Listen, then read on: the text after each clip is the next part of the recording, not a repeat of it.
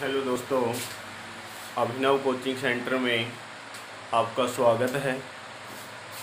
आज जो पढ़ेंगे 13.2 में दो सदिशों का गुणनफल, अर्थात दो सदिशों का गुणनफल दो प्रकार से किया जाता है। नंबर एक अदिश गुणनफल और एक सदिश गुणनफल। दो सदिशों का गुणनफल दो प्रकार से परिभाषित किया जाता है। एक अदिश गुणनफल है, नंबर दो सदिश गुणनफल है। अदिश गुणनफल फर्स्ट में पढ़ेंगे। अदिश गुणनफल जब दो सदिशों का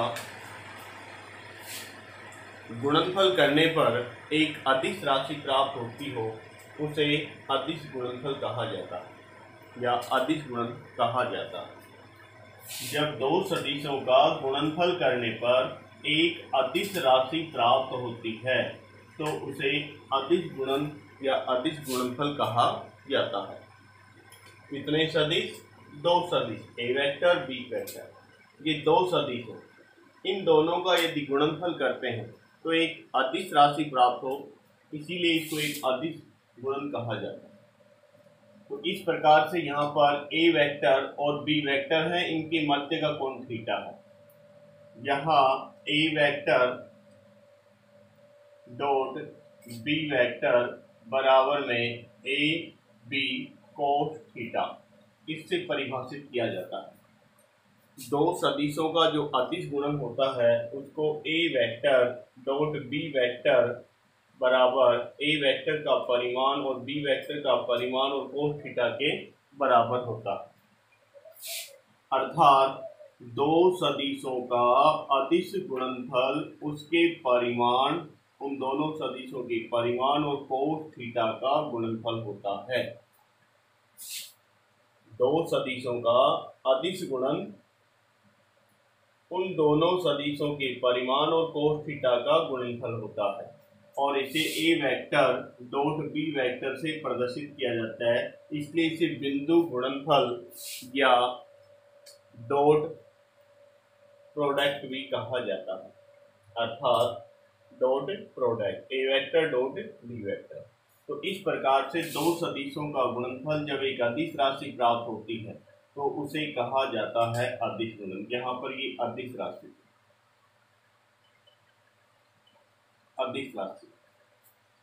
इसके बाद में नंबर 2 पर बी वेक्टर का ए वेक्टर पर प्रोजेक्शन ज्ञात करना है, प्रक्षेप ज्ञात करना है। बी वेक्टर का ए वेक्टर पर प्रक्षेप।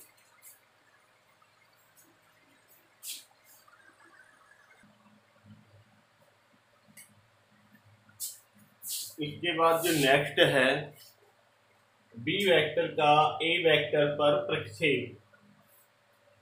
बी वेक्टर का ए वेक्टर पर प्रक्षेप, अर्थात ये बी सदिश है और इस सदिश का ए सदिश पर प्रक्षेप ज्ञात करना है।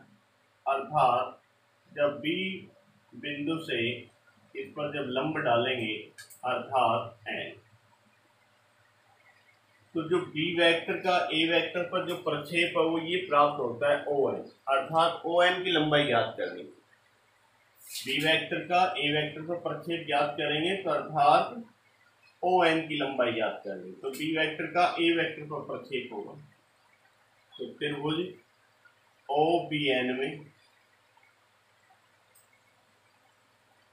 कोस थीटा, दोनों सदिशों के मध्य थीटा कौन है, कोस थीटा इक्वल होगा ओ एन अपॉन में ओ बी। आपको ओ एन की लंबाई ज्ञात करनी है। यहाँ पर जो ओ बी है ओ बी बी सदिश है, अर्थात बी सदिश की लंबाई, तो यहाँ पर हम कोस थीटा इक्वल लिख सकते हैं ओ एन अपॉन में बी, क्योंकि ये बी सदिश की लंबाई है और बी सदिश का जो परिमाण होता है उसको अपन बी लिखते हैं, ठीक है ना। ओ बी की लंबाई है जो बी है, यानी बी सदिश है। तो जब आप ओ एन की लंबाई ज्ञात करेंगे तो ओ एन इक्वल क्या हो जाएगा, बी कोस थीटा। तो इस प्रकार से ये समीकरण नंबर 1। लेकिन अपन जानते हैं जो ए सदिश होता है डॉट बी सदिश होता है वो बराबर होता है ए बी कोस थीटा के बराबर होता है। दो सदिशों का सदिश गुणनफल इसके बराबर होता है। आपको बी कोस थीटा का मान प्राप्त करना है, तो बी कोस थीटा का मान प्राप्त करेंगे तो ए सदिश डॉट बी सदिश अपॉन में हो जाएगा ए सदिश का परिमाण और बी कोस थीटा। ये मान किसका हो गया? B cos theta. ये मान यहाँ पर लिख देंगे समीकरण 1 में मान रखने पर, समीकरण 1 में मान रखने पर। तो यहाँ पर ओ एन बराबर होगा ए सदिश डॉट बी सदिश अपॉन में ए सदिश का परिमाण। ये कहलाता है सदिश बी का ए सदिश पर प्रक्षेप कहलाता है। सदिश बी का सदिश ए पर प्रक्षेप कहलाता है, अर्थात ओ एन की लंबाई। तो इस प्रकार से जब आप ए सदिश पर जब आप परिमाण ज्ञात करेंगे, ए सदिश पर प्रक्षेप ज्ञात करेंगे, तो दोनों के अदिश गुणनफल में ए सदिश के परिमाण का भाग होगा। ए सदिश पर प्रक्षेप ज्ञात करना है तो ए सदिश के परिमाण का ही भाग होगा। तो इसी प्रकार से यहाँ पर बी सदिश पर प्रक्षेप ज्ञात करना है तो दोनों के अदिश गुणन में बी सदिश के परिमाण का भाग हो जाएगा। तो बी पर प्रक्षेप है, तो इसी प्रकार से यहाँ पर लिख सकते हैं ए सदिश का। तो ए सदिश का जब प्रक्षेप ज्ञात करेंगे तो ये होगा ये, अर्थात ओ एम, यानी कि ओ एम की लंबाई ज्ञात करेंगे। इसकी लंबाई ज्ञात करेंगे, ओ एम की लंबाई ज्ञात करेंगे। तो यहाँ भी त्रिभुज ओ ए एम में कोस थीटा बराबर होगा ओ एम अपॉन में ओ ए। यहाँ पर ओ ए सदिश है और ए सदिश का जो परिमाण बनेगा कोस थीटा बराबर में ओ एम अपॉन में ए, अर्थात जो ओ ए है वो किसके बराबर है? ए परिमाण के बराबर है। ओ एम की लंबाई ज्ञात करनी है तो ओ एम की लंबाई हो जाएगी ए कोस थीटा। ये समीकरण नंबर 2 होगा। लेकिन अपन जानते हैं जो दो सदिश होते हैं उनका अदिश गुणनफल ए सदिश का परिमाण, बी सदिश का परिमाण और कोस थीटा।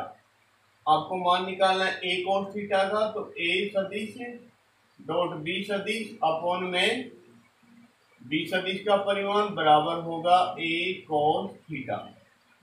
समीकरण 2 में मान रखने पर, समीकरण 2 में मान रखने पर ये होगा ओ एम बराबर ए सदिश डॉट बी सदिश और भाग बी सदिश का परिमाण। ये कहलाता है ए सदिश का बी सदिश पर प्रक्षेप, अर्थात ओ एम की लंबाई है।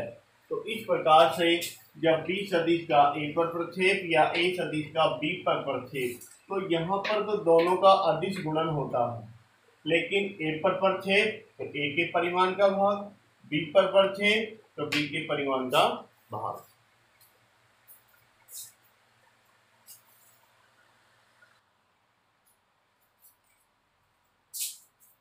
नेक्स्ट है दो सदिशों के मध्य का कोण ज्ञात करना, अर्थात ए सदिश व बी सदिश के मध्य का कोण ज्ञात करना, के मध्य का कोण ज्ञात करना। तो यहाँ पर अपन जानते हैं ए सदिश डॉट बी सदिश के बराबर होता है A B cos theta. A B परिमाण है और कोस थीटा। जब आप उन दोनों के मध्य का कोण ज्ञात करेंगे तो कोस थीटा बराबर होगा ए सदिश डॉट बी सदिश अपॉन में ए सदिश का परिमाण और बी सदिश का परिमाण। ये दर्शाता है दो सदिशों के मध्य का कोण दर्शाता है। तो इस प्रकार से दोनों सदिशों के मध्य का कोण ज्ञात करने के लिए दोनों सदिशों का अदिश गुणन और उसमें भाग कितना होता है? दोनों सदिशों के परिमाण के गुणनफल का। इससे दो सदिशों के मध्य का क्या ज्ञात किया जाता है? कोण ज्ञात किया जाता है।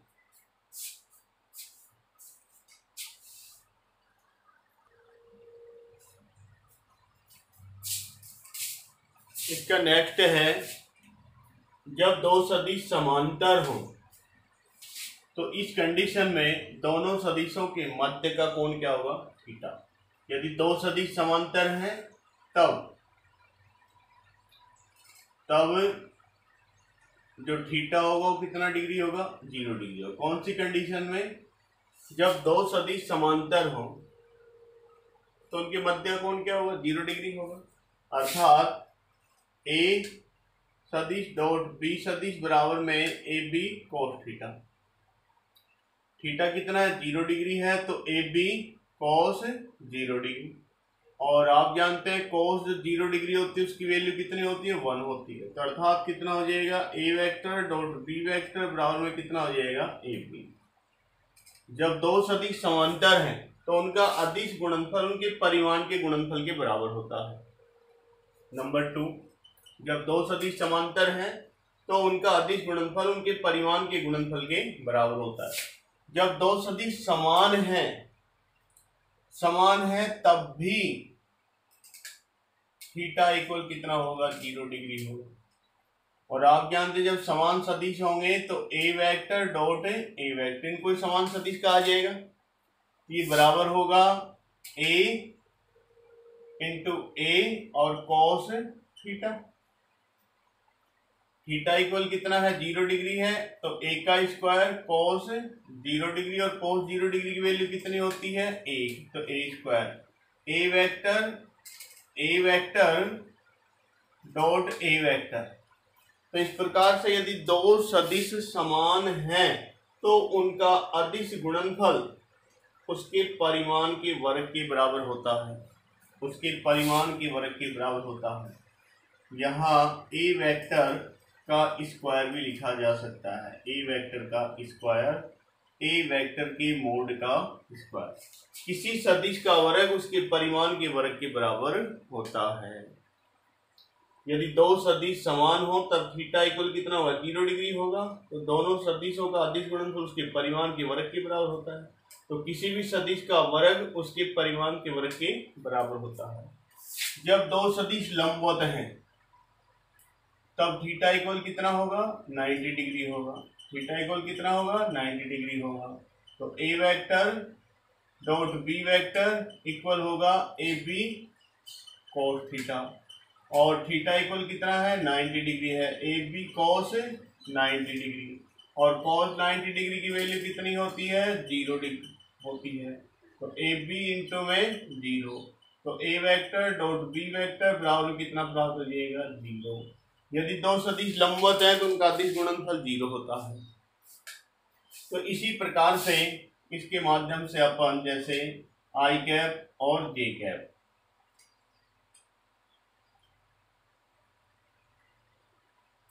जैसे एक्स वाई और जेड, ये आई कैप है, ये जे कैप है और ये के कैप, ये परस्पर लंबवत है। ये परस्पर क्या है? लंबवत है। I dot J, I dot J, तो इनके मध्य का कोण 90 डिग्री है।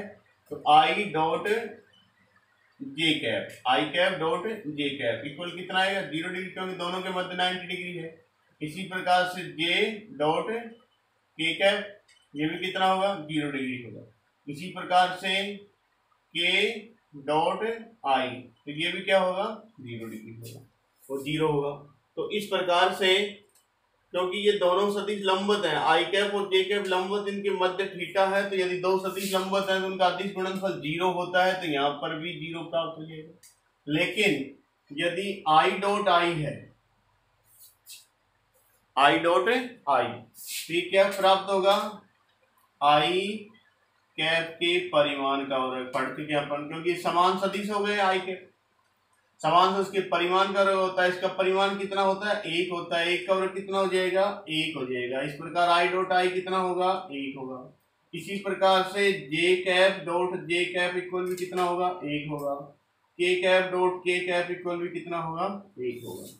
तो इस प्रकार से ये आपके दो सदिशों का अदिश गुणनफल था। यदि आपको वीडियो अच्छा लगे तो लाइक कीजिए और सब्सक्राइब कीजिए। धन्यवाद।